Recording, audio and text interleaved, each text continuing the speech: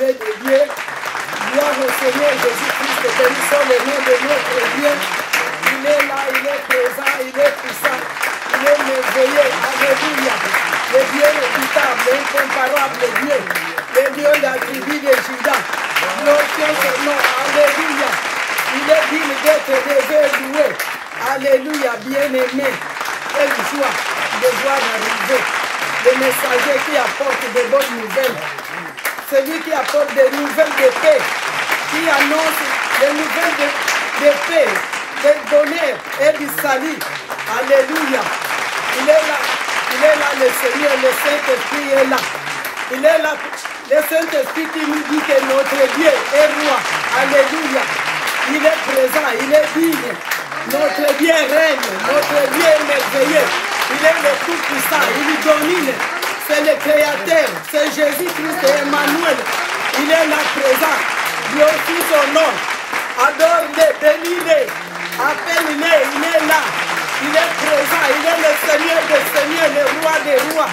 Alléluia, que son nom soit glorifié. Que son nom soit élevé. Gloire au Seigneur. Gloire au Seigneur Jésus-Christ. Alléluia. Merci Seigneur Jésus. Alléluia. Alléluia. Gloire à Jésus. Amen. Gloire à notre Dieu. Amen. Gloire au Dieu Tout-Puissant. Alléluia. Le Seigneur de gloire, le Dieu Amen. véritable.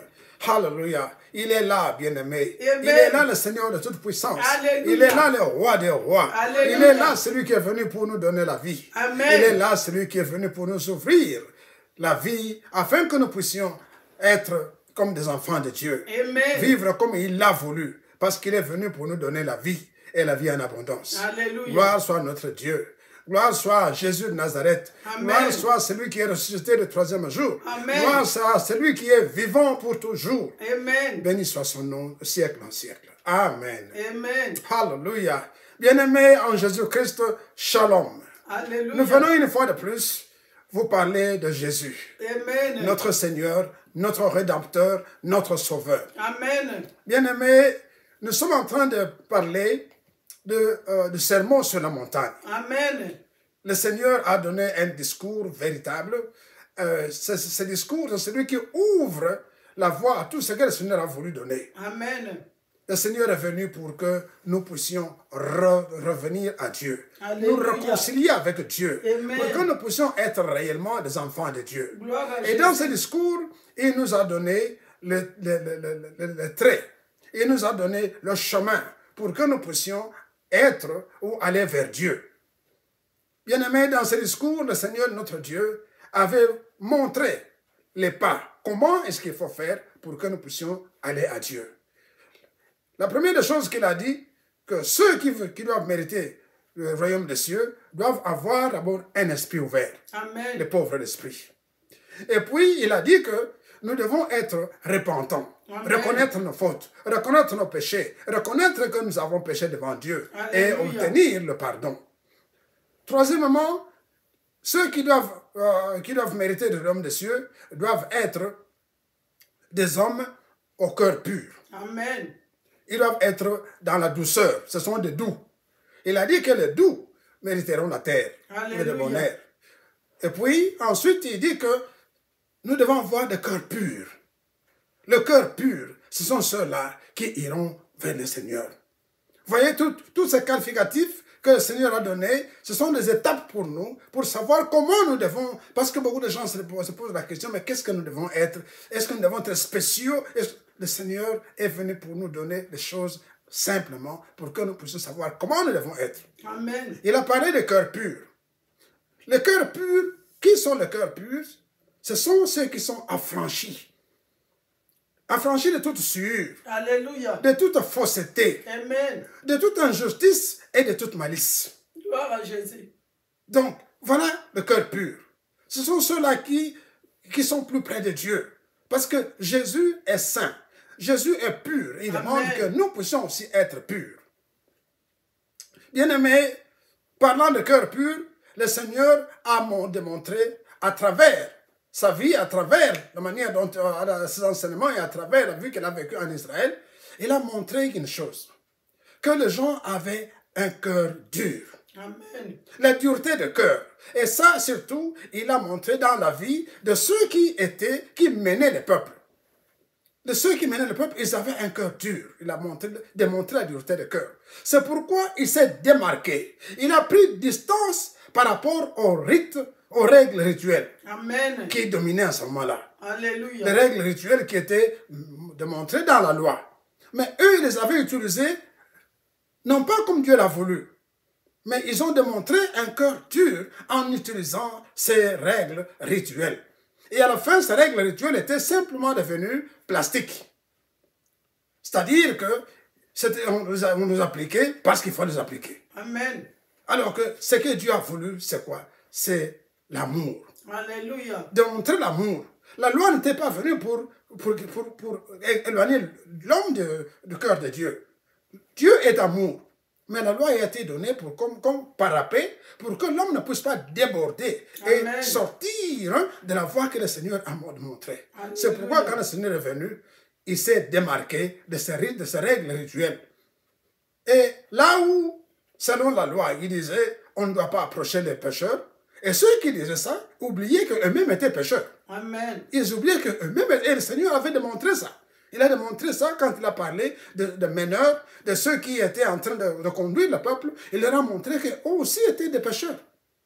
Et qu'il fallait justement être tendre envers les autres, leur démontrer l'amour. Alors c'est pour ça que le Seigneur a pris distance. Il a démontré plutôt par rapport à la loi, il a mangé avec les pécheurs. Pourquoi? Parce qu'il devait les amener à la repentance, il devait les amener à la conversion. Ce n'est pas en leur disant, vous êtes pécheurs, non, il a voulu être plus près d'eux, leur parler sincèrement, dans l'amitié, et c'est ainsi que les gens pouvaient changer. Et effectivement, cela a apporté. Beaucoup de gens ont fini par changer par le suivre. Et c'est comme ça qu'ils ont ouvert leur cœur. Au lieu d'être endurcis, ils ont fini par dire, c'est vrai, ce qu'il dit est vrai, c'est vrai, nous sommes dans le péché, parce qu'il a voulu que les gens puissent se faire voir, puissent se découvrir. Amen. Et c'était découvert. Amen. Il a touché les lépreux et les a guéris. La loi disait, si tu touches un lépreux, tu restes impur et tu dois sortir loin. Tu dois aller loin pendant 7 jours. Le Seigneur a dit, moi je suis Seigneur. Il a touché ces gens-là et il les a guéris. Parce que c'était des gens qui étaient en dehors de la société. On les avait chassés, on les avait sortis de la société. Ils n'étaient plus avec les autres. Le Seigneur a aussi laissé les prostituées venir à lui. Pourquoi? Parce qu'il les a changés. Il devait les convertir. C'était de laisser pour compte. C'était des gens qui le faisaient peut-être parce qu'ils c'est pas parce qu'ils le voulaient, mais parce qu'ils étaient dans des situations telles qu'ils ne voyaient pas comment faire d'autre.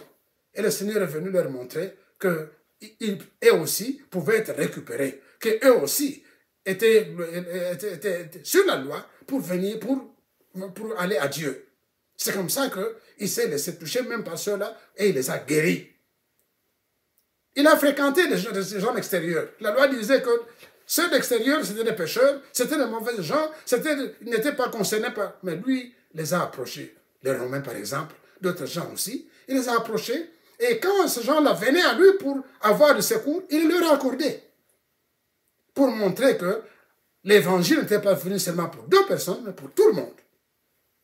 Bien aimé, ce que nous voyons, c'est que ceux qui ont suivi, ils n'ont pas été vraiment... ils ont eu difficile à emboîter les pas au Seigneur. Et nous voyons ça dans 2 situations, par exemple. La première situation, c'est quand nous voyons Pierre. Pierre est invité par un Romain pour aller chez lui. Il a fallu une intervention divine pour convertir Pierre, afin qu'il puisse aller chez Corneille. Amen. Il a fallu que Dieu lui-même envoie un ange pour qu'il puisse se convertir. Donc, reconvertir Pierre, le cœur de Pierre, afin que Pierre puisse comprendre que l'évangile n'était pas seulement pour le peuple d'Israël, mais pour tout le monde. Amen. Il disait, non, ce sont des païens, ils ne sont pas concernés par l'évangile. Le Seigneur leur a montré qu'il n'en était pas ainsi. Il n'est pas venu rien que pour une caste de gens, mais il est venu pour l'humanité tout entière. Amen. Pour sauver l'humanité. Amen. Une deuxième circonstance, soit à Chypre, et lorsque Pierre est allé visiter Paul, eh bien, la Bible dit qu'au début, quand il était arrivé, il a commencé à manger avec tout le monde. Mais dès que les gens sont venus, que les gens qui l'ont suivi sont venus de Jérusalem, il s'est démarqué. pour qu'on ne puisse pas les critiquer. Et c'est comme ça que Paul a dit, Pierre, tu es un hypocrite. Pourquoi? Parce que tu n'as pas bien compris ce que le Seigneur a voulu. Et il lui a montré que Jésus-Christ est venu pour nous sauver, que nous ne sommes plus concernés par les dictats et les prescrits de la loi qu'on n'avait pas bien comprise, mais que Jésus-Christ maintenant est celui qui est venu pour nous libérer. Amen. Et il est venu pour libérer non seulement les enfants de Dieu qui étaient là-bas, les Israélites, mais il est venu pour sauver tout le monde. Amen. Tout le monde. Bien aimé, voilà donc ce que nous voulions dire. Le cœur pur verront Dieu. Amen. Le cœur pur verront Dieu. Voilà, bien aimé, le Seigneur a voulu montrer que on ne doit pas se lier aux apparences, mais on doit regarder avec amour les autres pour pouvoir les amener à Dieu. Amen. Aujourd'hui, nous allons continuer sur cette lancée et nous allons parler de quoi? C'est que les pacifiques seront appelés fils de Dieu. Amen. Les pacifiques. Ils seront appelés fils de Dieu. Qui sont les pacifiques? Les pacifiques sont ceux qui aiment la paix.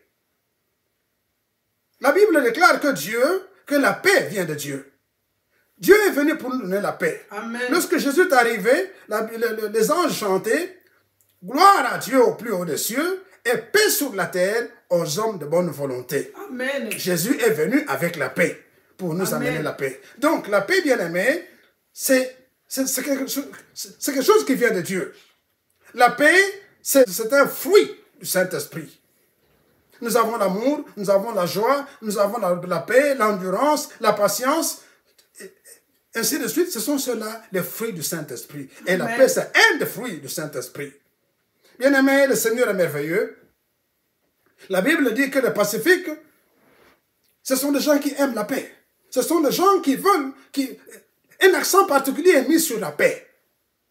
Le Seigneur lui-même est appelé prince de paix. Amen. C'est le prince de paix. Alléluia. En Ésaïe 9, le verset 6 dit, « Car un enfant nous est né, un fils nous est donné, et la domination reposera sur son épaule. On l'appellera admirable, conseiller, Dieu puissant, Père éternel, prince de la paix. » Prince de la paix. Amen. Jésus est le prince de la paix. Il est venu pour nous donner la paix. Il est venu pour que nous puissions avoir la paix. Il est venu réconcilier Dieu et les hommes. Et c'est là pourquoi? Parce qu'il est venu pour nous donner la paix. Amen. Les artisans donc de la paix sont ceux qui favorisent la réconciliation entre les gens, suivant le modèle que Dieu lui-même, par Christ, nous a donné à réaliser pour qu'il y ait la paix entre Dieu et les hommes. Amen. C'est pourquoi l'apôtre Paul dit en Ephésiens 2, 14, chapitre 2, verset 14 à 18, « Car il est notre paix, lui qui est Dieu n'en a fait qu'un seul. » Il a mis tout le peuple d'Israël, et ceux qu'on appelait païens, il les a mis ensemble. Amen.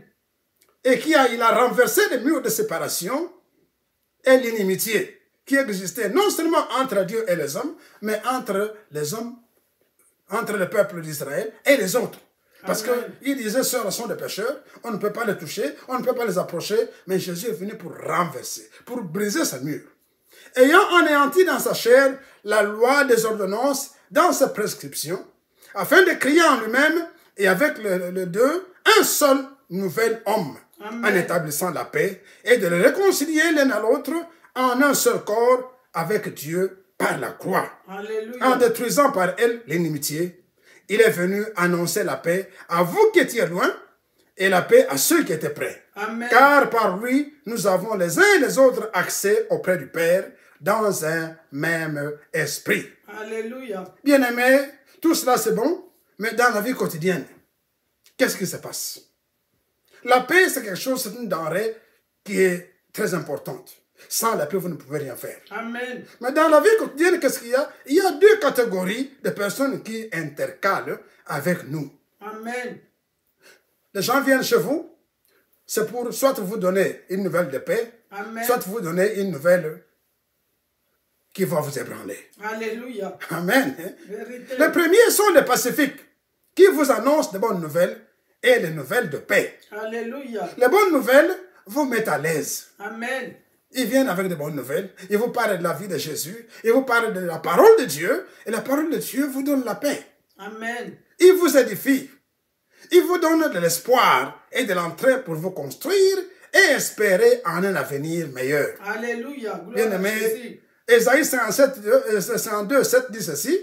Qu'ils sont beaux sur la montagne, Amen. les pieds de celui qui apporte de bonnes nouvelles, Alléluia. qui publie la paix, de Amen. celui qui apporte de bonnes nouvelles, qui publie le salut, Alléluia. de celui qui dit à Sion, ton Dieu règne. Amen. Alléluia. Amen. Ton Dieu règne. Alléluia. Il te dit, mon frère, ma soeur, ton Dieu est roi. Alléluia. Il te dit, ma soeur, il te dit, mon frère, que le salut est venu par Christ Jésus. Alléluia. Alléluia. Gloire à Jésus. Gloire soit notre Gloire Dieu. au nom de Ils Jésus. annoncent que Dieu délivre. Amen. Dieu est venu pour nous délivrer. Vérité. Dieu est venu pour nous donner la paix. Dieu est venu pour nous Alléluia. donner la joie. Dieu est venu pour changer nos vies. Amen. À nous de faire confiance en le Seigneur. C'est pour ça qu'on dit que nous devons le recevoir comme Seigneur et Sauveur, croire en lui, Amen. croire que réellement il est venu pour nous apporter le salut. Donc, si nous ne croyons pas dans ce salut, si nous ne croyons pas dans ce que le Seigneur dit, eh bien, c'est nous qui perdons. Mais le Seigneur est là, il est venu pour que nous puissions avoir de la paix. Amen. Bien-aimé, le Seigneur est merveilleux. Donc, les pacifiques annoncent le salut que Dieu a amené. Ce sont les fils de Dieu en ce qu'ils demeurent dans l'intimité de Dieu. Amen. Les pacifiques sont des fils de Dieu. Ils demeurent dans l'intimité de Dieu. C'est pourquoi ils sont fils de Dieu. Alléluia. Amen. Maintenant, la deuxième catégorie de gens qui vous visitent, elle est constituée de ceux qui véhiculent des mauvaises nouvelles. Amen. Alléluia. Ils s'aiment livrer, qui enveniment et accentuent les soucis de la vie. Amen. Ils viennent chez vous, vous ne savez pas, il y a eu ceci, on a fait cela, on a fait cela. Au lieu que cela puisse vous donner la joie, vous procurer la paix, ça vous donne l'angoisse. Amen. Ça vous donne des soucis. Ça vous met mal à l'aise. Bien-aimés, ces disciples du malin viennent pour troubler vos pensées Amen. et vous disconnecter de l'Esprit de Dieu. Alléluia. Ce faisant, ils vous volent la paix, détruisent votre humeur et votre foi et vous mènent malheureusement à la mort. Ils vous découragent et vous ébranlent. Ils abusent de tout ce qui est bon et ils sont aux aguets dans tous les carrefours. C'est la paix qui restaure l'homme, mais les troubles détruisent le plan de Dieu dans nos vies. Amen. Les troubles, les mauvaises nouvelles détruisent le plan de Dieu dans nos vies. L'exemple du rapport nocif nous est donné dans Nombre 13, du verset 27 à 33. Qu'est-ce qui est arrivé? Moïse a envoyé des gens pour qu'ils aillent visiter le pays. Ils sont dans le désert. Il dit, ce pays que Dieu nous a donné, est-ce qu'il est réel? Est-ce qu'il est vraiment bon? Allez voir un peu ce dont il en est. Ils arrivent dans le pays, ils visitent le pays, ils voient ce qu'ils sont et ils ramènent le produit du pays. Amen. Des fruits, des bonnes choses et tout ça. Quand ils arrivent, ils donnent des nouvelles. Eh bien, ils commencent, ils disent, le pays que nous avons visité, en effet, est un bon pays. Amen. Et voilà d'ailleurs le fruit que nous en avons amené. Malheureusement, ce pays-là, il n'est pas prenable. Amen. Pourquoi? Parce que nous y avons rencontré des fils d'Akan. Les gens qui sont très hauts. À leurs yeux et à nos yeux, nous paraissions comme des sauterelles. Ça ne peut pas marcher. Nous ne pouvons pas prendre ce pays. Mais Caleb et Josué disent non, non, non, non, non. Dieu qui nous a amenés jusqu'ici ne peut pas nous abandonner. Amen. S'il nous a amenés, c'est parce que il sait qu'il nous a donné le pays. Il l'a dit à nos parents, à nos grands-pères, il nous a dit à nos pères, ce pays, il nous l'a destiné. Marchons, allons-y, nous allons prendre le pays. Mais les autres rapporteurs, les deux autres disent, ils disent, ce pays-là, il est impossible de le prendre. Amen. Si nous allons là-bas, nous allons tous périr. Bien aimé, regardez les mauvais rapporteurs. Amen. Ils sont partis dans le pays, Alléluia. ils ont pris des fruits, ils les ont ramenés. Ils sont partis à 12, ils sont revenus à 12. Amen. Personne n'est mort. Amen. Alors que ces gens, des géants, étaient toujours là. Alléluia. Mais ils ne sont pas tués. Mais ils viennent et quand ils amènent des mauvaises nouvelles au peuple. Ils disent, Alléluia. ce pays-là n'est pas prenable. Alléluia. C'est inutile. On peut faire tout ce qu'on veut, malgré toute la bonne volonté, tout ce qu'on a dit, nous ne pouvons pas prendre le pays. Bien-aimés, la plupart des fois, ce sont des mauvaises nouvelles que nous prenons toujours. Amen. Amen. Les bonnes nouvelles qu'on vous donne, vous les jetez. Amen. Mais les mauvaises nouvelles, ce sont celles-là. La Bible dit que les enfants d'Israël ont pleuré toute la nuit. Pleuré toute la nuit malgré l'exhortation que leur a donnée Caleb ou que leur a donné Josué. Ils n'ont pas cru en ça. Amen. Ils n'ont cru que dans la mauvaise version des autres. Amen. Ces pays ne pourront pas le prendre. Pourtant, ils ont marché sur le chemin, ils ont traversé à pied, ils ont traversé la mer Rouge à pied, Dieu leur a donné de l'eau, il a sorti l'eau du rocher, et beaucoup de choses, mais tout ça, ils ont oublié. C'est ça et l'homme. C'est ça l'homme. Même aujourd'hui, c'est pareil. Ceux qui vous amènent la vie, la parole comme nous vous la donnons, la parole de vie, la parole de paix, la parole de joie, qui vient de Jésus-Christ, non, ça on a déjà trop entendu. Mais des choses banales, Amen. qui sortent de je ne sais pas où, dès qu'on vous les amène, oh, c'est vrai, oh, c'est ça, oh, en tout cas, oh. Mais quand on dit que Jésus va faire, oh, non, ça on a trop entendu. C'est ça qui est arrivé avec les enfants d'Israël. À cause de leur dureté de cœur, à cause de leur manque de foi, ils ont fait 40 ans dans le désert. Et la Bible dit qu'après qu'ils ont pleuré, après qu'il y a eu des histoires dans le camp, Dieu s'est fâché. Ils ont même parlé de tuer Moïse et les autres. Dieu s'est fâché, il a dit, parce qu'on n'avait pas écouté ce que je vous ai dit. Malgré les miracles que j'ai opérés au milieu de vous, parce qu'on n'a pas entendu, eh bien, toute cette génération va périr dans le désert. Bien-aimés, voilà ce qui arrive quand vous écoutez, quand vous prêtez oreille aux mauvaises gens qui amènent des mauvaises nouvelles. Amen. La Bible dit, oh, qu'ils sont beaux les pieds de celui qui amène la nouvelle de la vie, de salut. Que les pieds sont bons. Ceux qui viennent avec l'évangile de paix. Nous vous amenons la parole de paix. Les pasteurs, les évangélistes et les autres qui sont au service du Seigneur vous amènent toujours la parole de paix, la parole de vie. Mais aujourd'hui, personne ne veut entendre ça. Ce que nous voulons entendre, ce sont des choses qui viennent de je ne sais pas où, des banalités. Bien-aimés, Jésus nous aime. Amen. Jésus veut que nous soyons dans la paix. Alléluia. Jésus veut que nous soyons dans la joie. La Bible dit que les procureurs de la paix seront appelés fils de Dieu. Amen.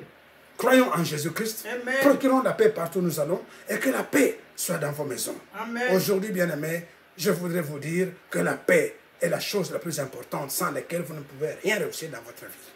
Croyez en Jésus-Christ, croyez en ce que nous vous disons, que la paix de Dieu demeure dans vos maisons, Amen. que la paix de Dieu soit avec vous dans tout ce que vous faites, que la paix du Seigneur notre Dieu demeure en vous, Amen. dans vos cœurs, dans vos maisons, dans tout ce que vous faites, que la paix de Jésus-Christ règne et demeure en vous. Au nom de Jésus-Christ, nous prions.